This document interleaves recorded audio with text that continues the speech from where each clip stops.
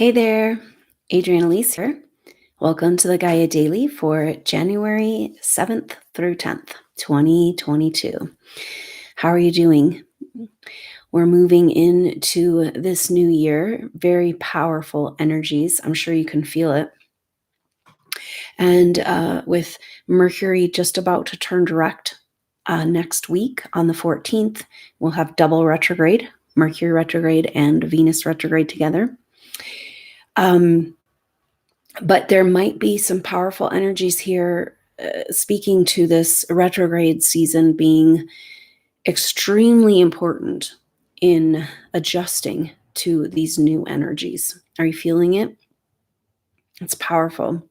There's a lot of shifting energies. 2022, very different. And we're trying to move into a whole new reality. And that means a whole new identity, a whole new we're being asked to rebirth into our bigger potential, who we really are, into that life that can support us in doing the work we came here to do. So this is the energy for supernova souls in 2022. But this whole first part of 2022 is like an adjustment, like, whoa, are you ready? And what is in the way? What's the baggage, the energy that's holding us from being able to slip through into this new reality? Deep and profound nitty-gritty psychic work going on with this Venus retrograde in Capricorn. And once Mercury joins the retrograde energy, it's like a deep dive into our psyche, and very powerful as we have this big shift of energy. So the main thing that is bringing this big shift has to do with the fact that the nodes of the moon, after over a year and a half in Gemini and Sagittarius, are now on the 19th, moving over into the signs of Taurus and Scorpio. So this is a whole different direction. The nodes of the moon are like the north node is how are we going to get to where we're going? The south node is what is holding us back. And so with that shift, it's like a whole new, we're like, whoa. And so that's maybe the reasoning, or, just the good timing of this retrograde season is in this preparation. And that's further demonstrated by the intense square we're feeling right now between Jupiter poised, moving over into Pisces, having moved over into Pisces, but kind of stuck there, teetering on the edge of this new energy because of this square to the nodes of the moon. And so it's almost like, it's interesting because it's this thing of like, well, here we go, but then nope, something's holding us back yet again. Right? It feels like the whole name of the game and the whole way the story has played out through thousands of years. But indeed, we are shifting over into the Aquarian age at some point, and here we go. It's like we can't hold it back forever. And so this is really important that we use this retrograde time to be really present with this shift and be really ready to hit the ground running in the new energies, because it is time. So that square with the nodes of Jupiter will last until about the 18th. And that's just the day before the node shift sign. So that's really powerful. It's kind of like, and that's quite a shift of energy right around then. But just before that day, the 18th, and then the 19th, when the nodes shift and Jupiter square comes off, that's the full moon in Cancer on the 17th of December. And that's a powerful energy because the sun will be conjunct Pluto. And we have just had 3-4 weeks of Venus conjunct Pluto and then Mercury conjunct Pluto. And now the sun is coming into conjunction with Pluto. And it will continue a whole series of conjunctions with Pluto, making pretty much like months of our personal planets, or also the sun, Juno, an asteroid, in conjunction. But it's all of our personal planets, which means it's coming home. So Pluto in Capricorn, and what that means for us in this human evolution, is coming home into our personal lives. Oh, how fun, right? And Venus retrograde, having spent 4 weeks there with Pluto. And so now the sun's turn to come into Pluto conjunction, and we start feeling that. We've already started to feel the sun Pluto conjunction.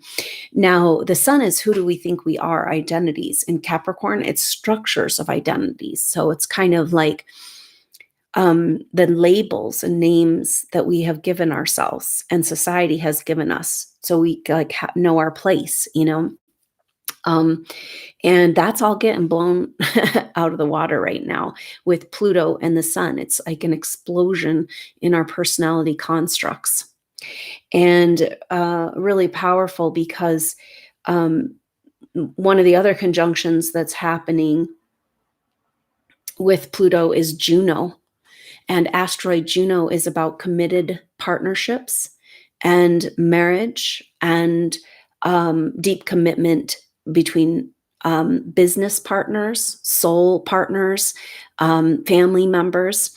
And it's also about our commitment to our true self and our commitment to God and what's right and good and true, and living from these energies of righteousness. And so wherever we're having loyalties and contractual arrangements that are not in alignment with our greater loyalty, this is kind of the energy that is about our personal connection to our I am, higher self, highest self, God consciousness. We're really being asked to commit. Juno's about commitment. And it's like, where does your commitment lie? And if your soul commitment as a supernova soul, which it is about coming in, expanding in your spiritual purpose and into the full flower, the full expression of who you came here to be. That's what you came here to do. A lot of times we get caught up in thinking we're completing karma, we're learning our lessons and all that. And I've seen this in the birth chart of supernova souls again and again. And it's this message of like, yeah, you can complete your karma here. You can like be done with this earth and this life if you want, but that's not what you came for. You came for full expression. So you're not done. You're not complete in this realm until we do that. And maybe that's what's holding us back in 3D, right? It's like we haven't really been fully living 3D. How can we move to 5D? Although, I mean, that's what's happening, but it's kind of an interesting concept. So that full moon is really intense. And like I said, we're already feeling the sun conjunct Pluto. And then the sun will move on to conjunct with Juno. And we're already starting to feel that. And then Juno comes into a conjunction with Pluto for the second half of January. So we're having a lot around the structures of our lives, where our commitments lie, and whether or not those need to be broken down and transformed or not. It's like we're definitely in this period of time of rebirth. We're birthing a new reality.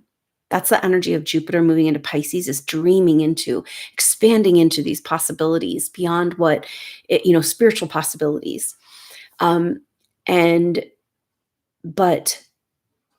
then if you're going to birth a new reality, that means that we are birthing a new identity too, right? So a lot of this is, who are you in these new energies? Because who you were doesn't fit. So why not break it down now so that you don't have to have a breakdown? Oh gosh. So yeah, use this retrograde wisely. It's a very powerful and potent time for transformation. This whole series from the second week of December 2021 until mid-March, when these Pluto transits are happening, it's about completely transforming our life, because that's ultimately what Pluto is about. Ruler of Scorpio and the 8th house. It's about, what do you want to take down to the ground and go to the depths and transform and bring out into the light. So, yeah, it's deep and profound work, and I know that's what we've been doing for so long, but we're really getting somewhere now, even though that Venus retrograde is making it feel like we're not. And it could be an interesting second half of January with double retrograde energy. But if we know it's because we're making this massive turnaround moment, and it's about taking the time to readjust our whole reality and our whole identity and our whole life, then that can help us get through this retrograde season and get excited about what's to come. So we'll be feeling incremental energetic changes, but big energy just a couple of days after that full moon in Cancer. The full moon in Cancer means the moon will be, the sun and Pluto are together, and then the moon will be opposite Pluto. And so it's emotional, where our emotions and our identities overlap. So there's a lot of energy of like letting go of things you didn't even know that you've been carrying around with you deep down in that subconscious. So really powerful. So then that full moon with that sun Pluto moon opposite Pluto, and then that the nodes, Jupiter square the nodes, come off the next day. And then on the 19th, we've got the nodes switching signs, as epic transition. And also that day is the day that Saturn square Uranus is over. And that started last year at this time. So Saturn square Uranus was the 2021 astrology. So it's like we're not quite done with that yet. And the nodes are switching signs, and Jupiter's in a new sign. Okay, so tomorrow on the 8th, Jupiter makes it to 2 degrees. And that's as far as Jupiter made it last year when it made it 2 degrees into Pisces before it turned retrograde. And so it means that it's coming out of retrograde shadow and moving into new territory. And that's what we're really feeling. It's like, okay, Jupiter is like our chapter. It's such a big energy. So wherever Jupiter, it's kind of like that's what we're trying to expand into. And Pisces, spirituality, connection, love, community, the dream, but also the delusions, and cleaning up the shadow of the Piscean age. But Jupiter is an energy of expansion, of luck, of more, of accumulation, of goodness, and abundance. And so it's like more spiritual energy and more ability to dream and vision and release from those old things. And maybe about claiming back that profound miracle revelation energy of the Piscean age. The Piscean age went to the dark side, the Kali Yuga period, with that persecution. And we're still recovering from this, and this is this energy right now. It's like we live in a world where it's just upside down and backwards. And maybe that's why it's so weird right now, because somehow it has to sort out. But, this world where the most evil people get all the good things and they have all the wealth, and the good people are suffering. And okay, so that's played its role. Maybe it's been a rapid acceleration of spiritual growth, but at some point that has to get worked out, and it's like, okay, how about the good people that want to do good are supported with more good to do more good? Oh, brilliant, and it's just, so we've been living in this inside out, mirrored, upside down reality. And this is part of the change that we're looking at, because this energy of what flavors the whole season, this whole year of Jupiter in Pisces, has to do with Black Moon Lilith right now in Gemini, in exact square, coming into an exact square with Neptune at the middle of the month. But we're going to feel it all month long. And Black Moon Lilith in Gemini is about, Black Moon Lilith is the deepest, darkest secrets. It's the dark side of the moon, and it often has to do with sexuality or femininity or anything feminine, healing, intuition, but the darkest side of these things, the dark, scary parts of our subconscious that we have not been able to go to. It's like, okay, I've healed all this stuff. You think you got it going on, and then It's like a whole nother level of underground tunnel, you know, and that's kind of the energy here. But Neptune is trying to ask us to go to that deepest, darkest place. And is this supernova souls? You know, have we been down in those tunnels, in the dungeons, in the darkness, gone to the darkest places in this human evolution? And Neptune says, okay, like, can you spiritualize that? Can you bring it all the way back up to its perfect and pure exalted light? And this is exactly what we're being asked to do with the feminine. But the Gemini energy is about where the feminine has been silenced, where the feminine teachings, the deep ancient mysteries had to be buried and protected, or did they? Was that all just a ploy? Because whatever's hidden, you know, or was it just like so persecuted that, you know, because I know that these soul groups, supernova soul groups, typically have contractual arrangements around secrecy of these ancient teachings. And, you know, like they had to be hidden and protected and because they were under attack, you know, to save for the future, for humanity, like now, which means we got to open up our voice again. And when those scrolls got buried and we made those secrecy agreements and contracts, we got buried too. The part of us that's connected to these ancient teachings. And so it's time for an excavation and a soul retrieval of this ancient teachings and bringing it into the purified light, the Christed feminine is really what this is. Black Moon Lilith, deepest, darkest secrets that have never been told. Which is like, are they really dark? But it talks about the dark distortions of the matriarchal energies. But then it's like this energy of, you know, there's nothing that can't be healed ultimately.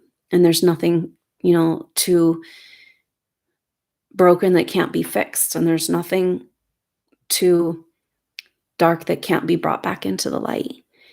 And so we're going to these depths of places to exalt this energy and bring it out all into the open. So when we bring the dark truths out to the open, which is coming in this disclosure, year of disclosure, but that also means the lightest light, these spiritual teachings, these energies that have been hidden and buried and kept from us. And this is what coming back into your voice and healing that deep, dark silencing that you've gone through and where you have agreed to be silenced. You know, where you took a vow of secrecy. And it's like, we're under constant surveillance all the time. I think no more secrets. You know, that's really what's moving us over to the Aquarian age is absolute transparency. Technology getting to a point where you can't hide anything anymore. Then, you know, when your populace is fully surveilled on every level at every moment, then that means you can't really keep secrets anymore. You know, so it's a strange time, but it's like a precursor to this South Node moving into Scorpio, bringing the season of disclosure, and Jupiter moving over into Pisces. So it's like the dark disclosures of what happened in the Piscean age, so we can bring it all back into the light, because you can't bring the dark into the light without bringing the light into the light. You know, so the darkest dark and the lightest light, all to be revealed. And so really, really powerful energy that goes all the way through the first week of March, that influence. Oh, and Black Moon Lilith is coming up to, or Pallas Athene is coming up to Black Moon Lilith right at the middle of this month. And so that means, Neptune. Pallas Athene is catching up with Neptune. And so that means that Black Moon Lilith will be square Neptune and Pallas Athene. Now, Pallas Athene is an asteroid representing justice. So with Neptune, it's about spiritual justice, just what we're talking about. How about the good has more good and rewarded with good and supported with good to do more good, to help people, to make sure that we're cared for and taken care of and putting our resources to that, you know? And then Pallas Athene is saying it's time for justice. And that means spiritual justice. And spiritual justice is this great reveal that nothing can be hidden anymore. You know, it's really that hidden, forbidden knowledge. We got tricked into hiding it maybe, because that's what stole our memories. When we disconnected ourselves from this ancient technology and wisdom, we let go of our Akashic records. We had our fall from consciousness, you know, and that's everything that's kept humanity in this trap. So now it's time for us to stand up. And Pallas Athene has a power. and she's kind of standing up for what's right and good and true. And it's this energy of winning strategically, right? So it's kind of a cool picture, like art of war. But as a feminine energy, it's about using this wisdom and your intuition in order to win the game. And hasn't this been missing? I mean, how many conflicts before we had the whole patriarchal takeover, conflicts were probably harmonized all the time by the women of the tribe and the holding that wisdom of the feminine, the great mother, just harmonized conflict, and because you could feel into before it was got too bad, and when that feminine was cut out and this intuitive voice, I mean, that's exactly what has led to war. So it's all getting completely overhauled. And this astrology is so intense. I could sit here all day and talk to you about it, but we're getting somewhere. So, but powerful, because Palsatine says, it's time for justice and spiritual justice, meaning the justice of all worlds here. Like enough of this earth karmic justice. It's like that's not just at all. Haven't we evolved beyond that now? And it's really powerful because, like I said, this Black Moon Lilith Palsatine, or Black Moon Lilith square Palsatine and Neptune, is that we can't have justice and spiritual justice until the feminine voice is heard again in all her darkness and all her light. And really powerful. And then throw into the mix here that all these Pluto conjunctions that we talked about, and the sun coming to June. So first the sun comes to Pluto, then the sun comes to Juno, and then Juno comes to Pluto. And so this is all about who are we in our identity structures around commitment and committed relationships and devotion. Because Juno rules commitment and soulmate love, it also rules betrayal energies.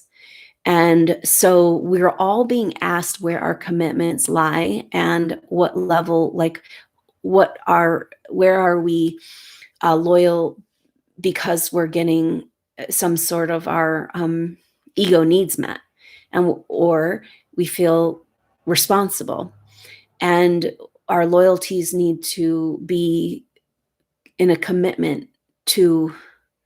It's just this complete rearranging all comes down to this supernova souls. It's like, what are we doing here? Oh yeah, that's what we're doing here.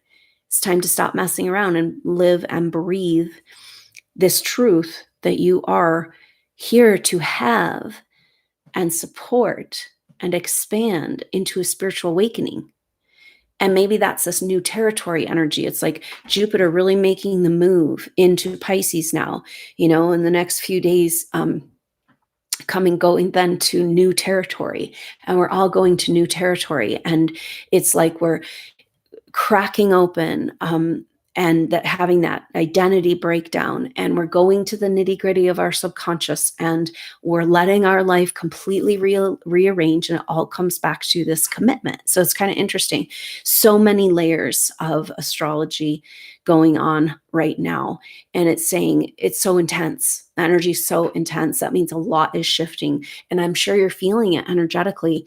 Interestingly enough, the Schumann resonance graphs have been blacked out. It's like, well, what does that mean?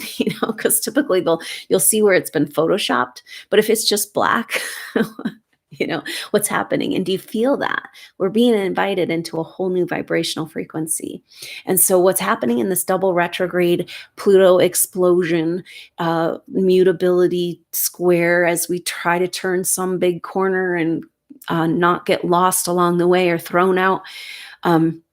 We do want to get thrown out around that corner so we can get on the ideal timeline, but it's a massive rearranging that is absolutely necessary to begin to play in the new energies. And yes, the masses are still asleep for the most part, but that has got to stop keeping supernova souls from playing in the new energies. That's what 2222 is about.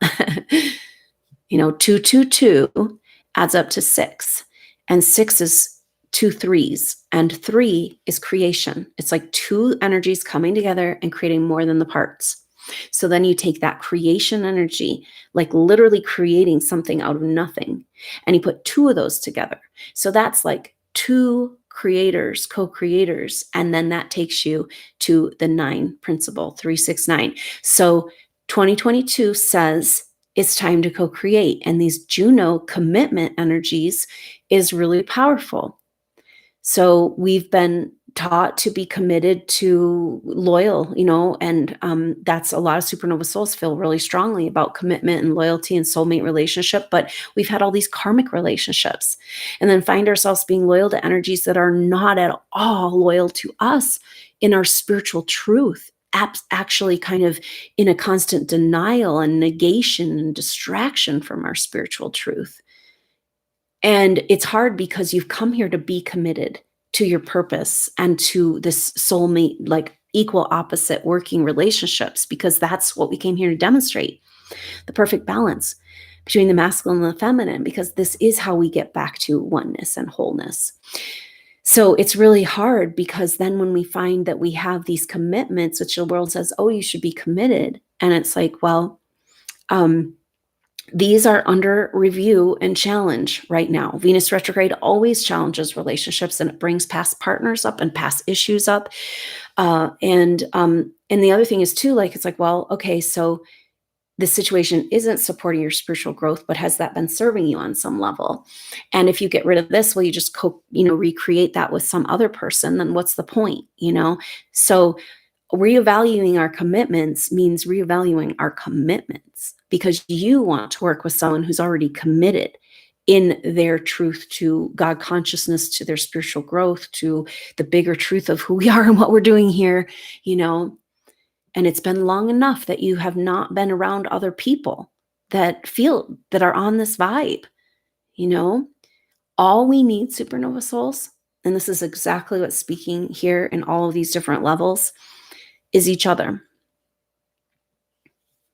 And so we'll kind of talk through this as we go. We'll see what this Juno thing activation is all about. But with the Pluto, Venus retrograde, and all these Pluto transits, it's a powerful time of reevaluating all contractual arrangements in our life, and figuring out what can't fit through to the next place.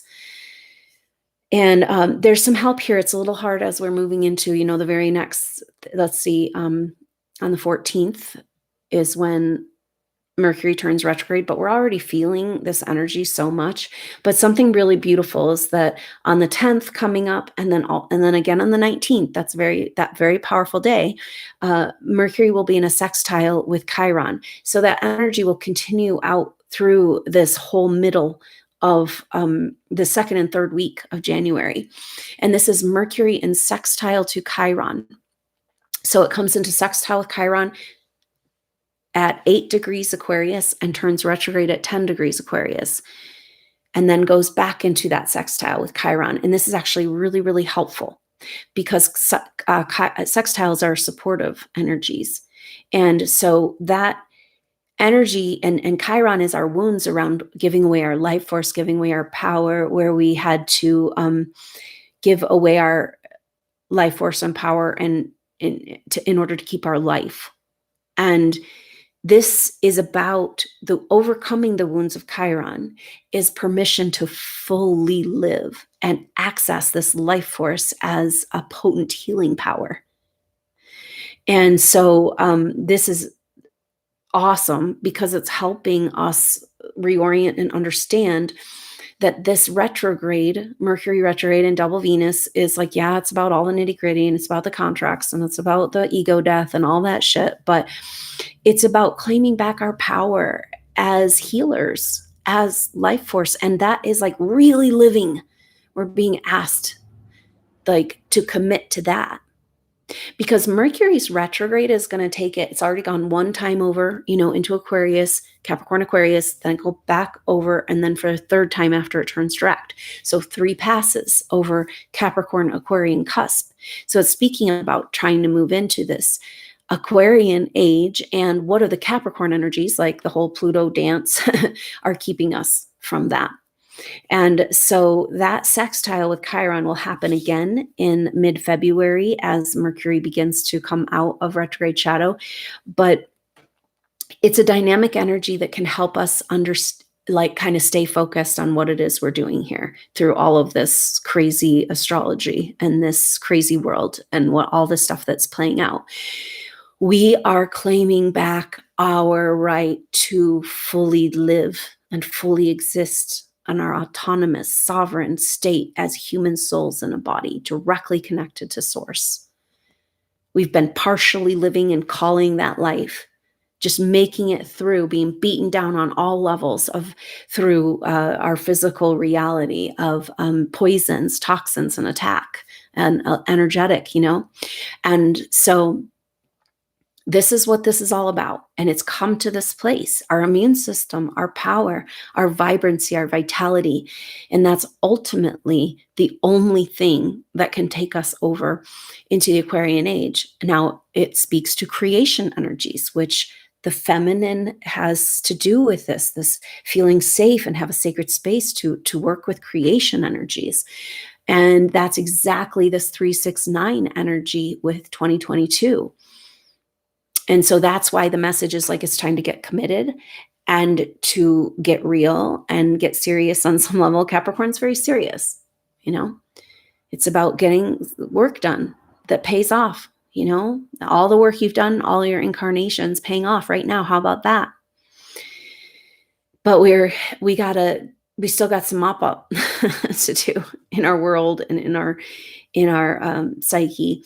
So I'm so glad you're here and we can go through this together and work this out, because this astrology is just off the charts. It's so intense, but it's so beautiful and amazing. And that's the message here. It's like, if we're going to birth a new world, that means we're birthing a new self. And this sextile in Mercury, Aquarius, Chiron, and Aries is saying, hey, what an amazing miracle it is to be alive and aware consciously that we're alive, and to be aware consciously that we are transforming our physical bodies, the world, into light. We're to be fully conscious for spiritual ascension, and knowing it's happening and being here together, and we made it, we're doing it. And so in this retrograde season, it's like there is an energy there, especially with this Jupiter moving into Pisces, being this like exaltation of like, oh my gosh, wow, feel these energies. It's a totally different way of existing. It's a totally different way. There's a totally different relationship to time. And there, when we talk about really living and taking our life back, life by definition should be an ecstatic experience. Life. And we've been,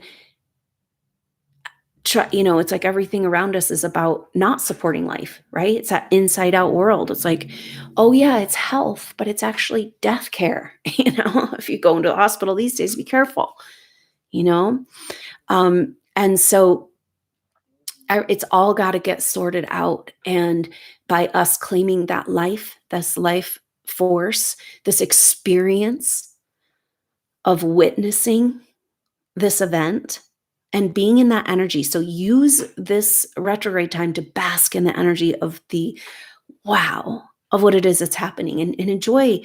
Give yourself space as much as you can to enjoy the new energies and rest. And we need some adjustment, massive adjustment. Everything right now is about a massive adjustment to the new energies.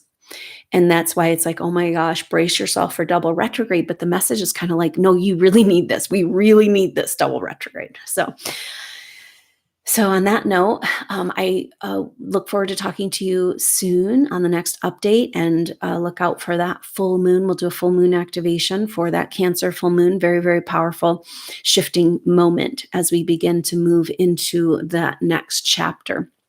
Right after that. So powerful days that lie ahead. Be as present as you can to enjoy these epic moments.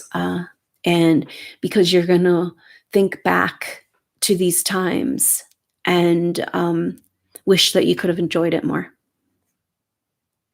That's powerful.